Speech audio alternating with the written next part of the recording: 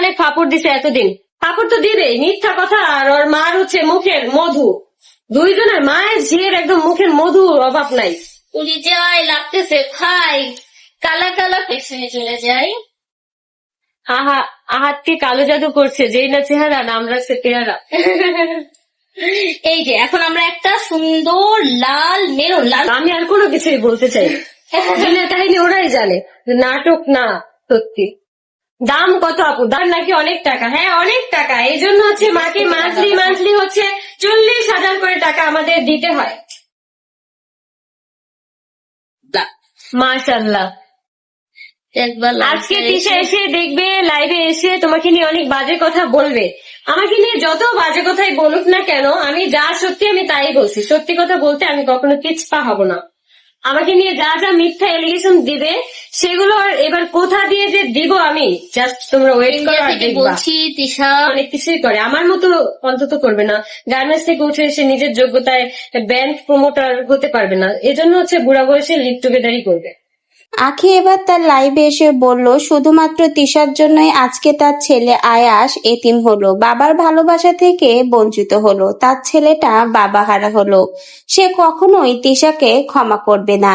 তিশার বুড়ো বয়সে ওর মার মতোই লিভ টুগেদার করেই খেতে হবে। আমার মতো কখনো ব্র্যান্ড প্রমোটার হতে পারবে না। আমি গার্মেন্টস থেকে উঠে এসে নিজের যোগ্যতায় এখানে এসেছি, কিন্তু ও কখনোই সেটা পারবে না।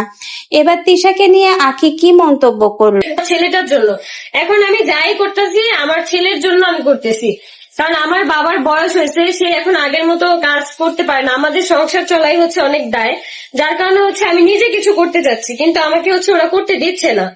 আমার ছেলের রিজিকের ব্যবস্থাও করতে দিচ্ছে না। আমার পেজ নিয়ে যদি কোনো ধরনের কোনো হেরফের করে, আমি লাইভে বলতেছি, আমি অ্যাকশন নিতে বাধ্য হব। আমার পেজের যদি কিছু হয় আমি কাউকে ছাড়বো না। কারণ এর আগে ওরা বহুবার হচ্ছে রিপোর্ট নামের একটা ছেলেকে দিয়ে হচ্ছে বিভিন্ন মানুষের পেজ আইডি নষ্ট করছে। আমার যদি এবার আমার পেজের আমার আইডির যদি কিছু হয়, আমি একটা মানুষকে বিন্দু পরিমাণ ছাড় দিব না, একটা মানুষকে। সে হোক রিপন, সে তিশা, সে আহাত, যাই হোক না কেন। হ্যাঁ তিনি পোস্ট করে দিয়েছে। আপু ইনবক্সটা চেক করো। তিশা বলে ওর নাকি কোনো ফেক আইডি নাই, সব তোমার ফেক আইডি কথা বলে। আমি তো বললামই আমার যেহেতু ফেক আইডি, মনে হয় মামলা দেখ আমার নামে, যে এই আইডি গুলো আমার, মামলা দিলেই তো সব বের হয়ে যাবে। দেশে কি আইন নাই?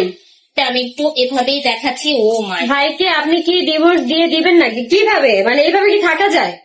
আপনি বলেন, যেখানে আমার স্বামী হচ্ছে আমার সতীনের কথা ছাড়া উঠেও না বসেও না, সেখানে আমি সংসার করবো কিভাবে? আমি তো চাই না আমার ছেলেটা বাবা হওয়ার হোক, কিন্তু ওর জন্য আমার ছেলেটা এতিম হবে। রাজ হচ্ছে রাজের বাবা থাকে বিদেশ আর মা থাকে দেশে, ওর হচ্ছে সৎ মা, এজন্য হচ্ছে এখানে নিয়ে আসে। ওর মা নাকি ওকে অনেক অত্যাচার করে। এতগুলো অনেক কই পাইছে? মামাতো ভাই, রাজ হচ্ছে তিশার মামাতো ভাই।